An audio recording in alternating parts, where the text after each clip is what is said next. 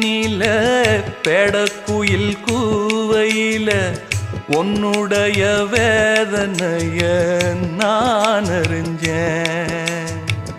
பொங்கலத்தில் மாலையிட ஒன்னிரண்டு தோளத்தொட என்ன தவம் செஞ்சேனோ என் மாமா.